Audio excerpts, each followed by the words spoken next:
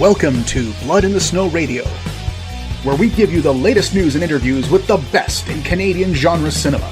Here are your hosts, Robert Bellamy and Festival Director Kelly Michael Stewart.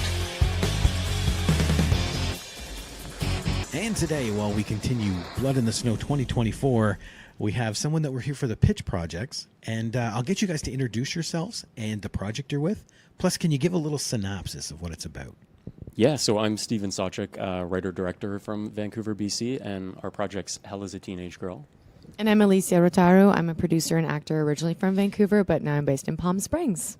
Palm Springs? Yeah. So it's chilly here for you. You know, I'm Canadian. It's all right. Yeah, enough. I'm doing the layers. Yeah. And what roughly is the project about? Yeah, so it's a feature-length horror comedy, and so it kind of plays up some fun with the rules of horror. So basically, it takes place in a small town of Springboro, where once a year, always on Halloween, its resident slasher comes out of hiding and goes on a purge, killing sinful teenagers that break the rules of horror.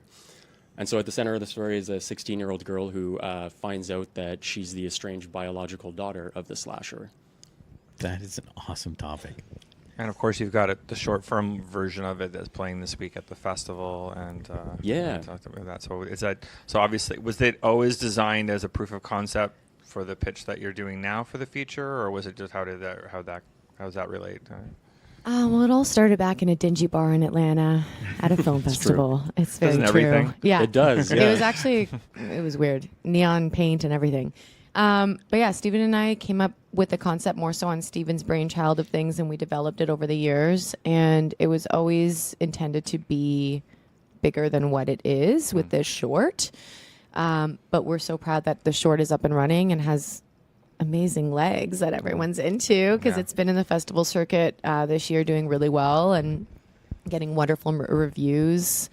And so now we're here with you at BITS. It's part of the lab, which is amazing, and part of the festival. So thank you. So we'll see kind of what happens next. Yeah.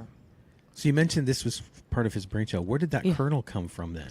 Because I know when I first started watching it, I had like OG Buffy vibes. Oh, thank you. Because that's kind of to you. Yeah, that's kind of the world we wanted it to live in, where it's kind of like, it's a heightened world, but it's not like farcical, like it's not like a spoof or a parody or anything like that. And Buffy did a really good job of managing that tone too, where it's like a small town overrun by vampires and only a teenage girl can save it. So that was like a big inspiration for it. But I think when we were just kind of like spitballing again, we were at this like really dodgy bar in Atlanta, Fun bar, and we were ready to get out of there, and then we're like, well, we still have like half our beer left, so we stuck around, and then we just started like spitballing, and then we were talking about the rules of horror. And then just started to like gradually kind of build a world around that. And that was really fun. The world got big, and then we had to make it small to make a short to act as kind of a proof of concept, because we can't afford to make a feature on our own. So. And it's funny about it too is that what's neat when you play in the horror world, there's almost a language behind it that people can already understand of those tropes and things like that too. So for example, if you do a zombie movie, you go, okay, their brains and they come like that. There's all like these, you don't be bitten by one. Like that. Everyone kind of everyone adjusts the mythology, but you can make it, and you've kind of done the same thing with all this, like serial killers and stuff like that. It's just like it. You kind of like playing on those tropes and kind of people's expectations, and then you can kind of twist it and stuff like that, right? Yeah. We both grew up watching horror movies since we were kids. I think like most people here. Maybe not the best, but whatever. Yeah. And just like the horror audience is so much fun. Like Yeah.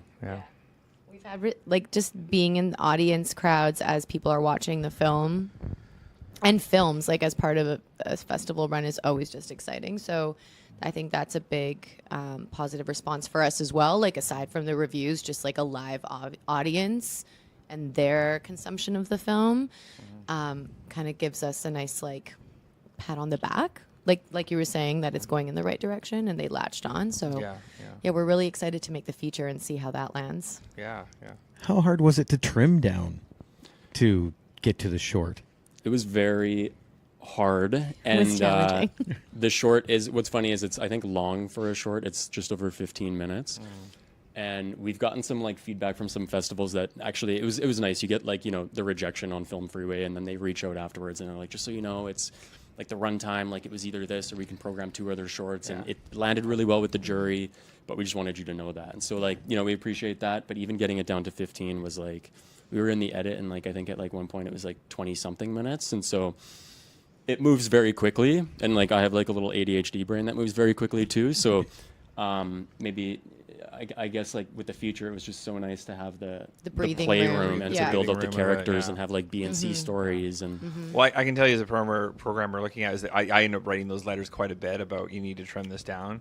But in those cases, there's a lot of fat on it that could just really kind of like, okay, you just need to be more vigilant on your edit.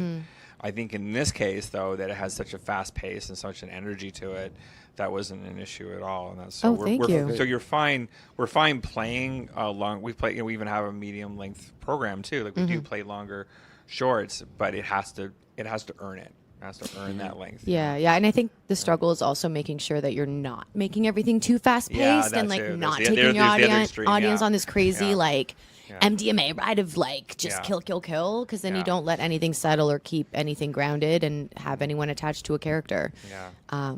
But I think with Hell's a Teenage Girl, people like our teenage girl because they kind of know her a little bit. Yeah, yeah. So they're gonna get to know her more in the feature too. So It's an interesting premise, though, to have the main character is the daughter of a serial killer, because most of them, even in this one, the short is just like it seems like a mindless person just walking around doing their job of killing. You know, to think of them actually as a person.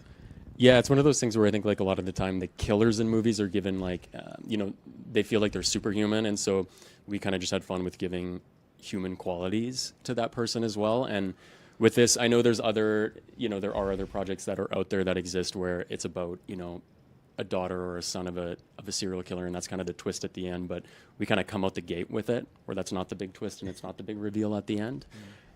So we kind of took a little bit of a different approach to that, and glad to hear that. I think it's resonating with people, or people are just having fun with it. Like at the end of the day, as long as people had fun for 15 minutes, we're happy. Yeah. Yeah. Exactly. Yeah. Now, was it a long shoot? Because there's a lot of moving parts in that film.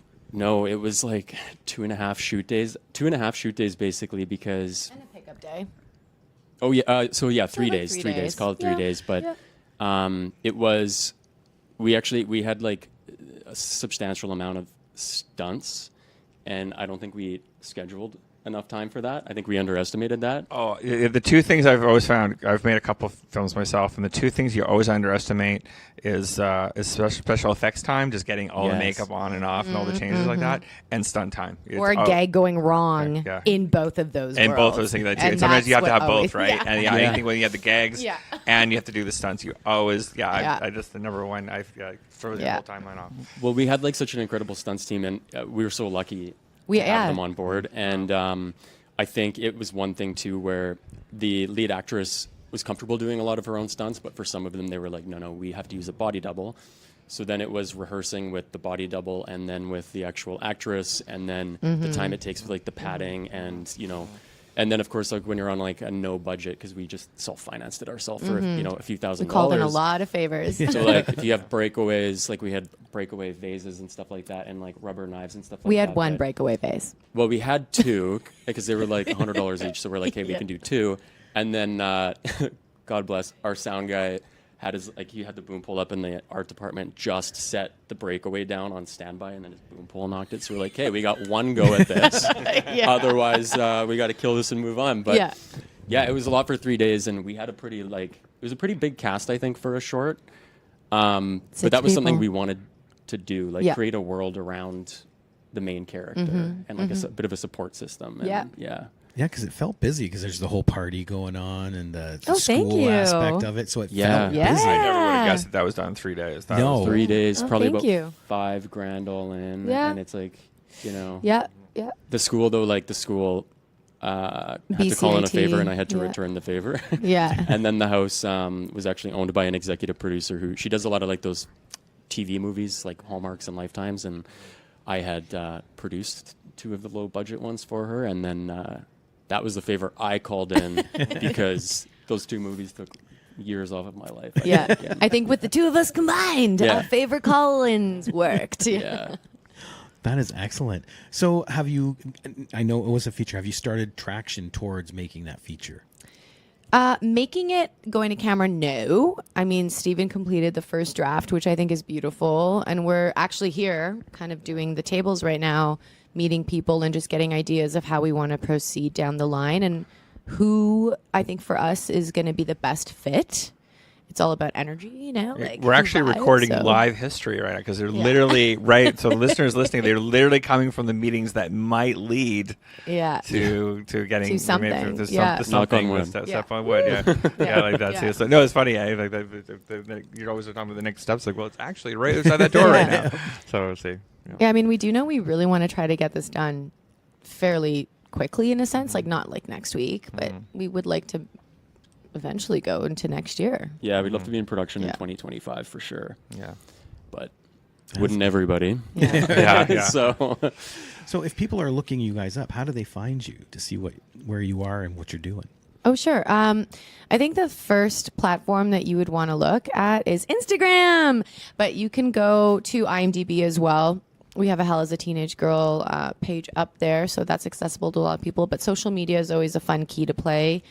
I'm Elysia Rotaru on all platforms.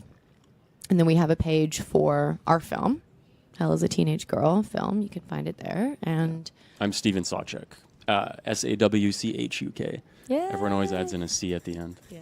Perfect. Yeah. Excellent. Cool. Well, thank you for having us. Thank you. Thank you so much for being here. Good luck in the development labs. Good luck in the festival. Thank you. Thank you. Awesome.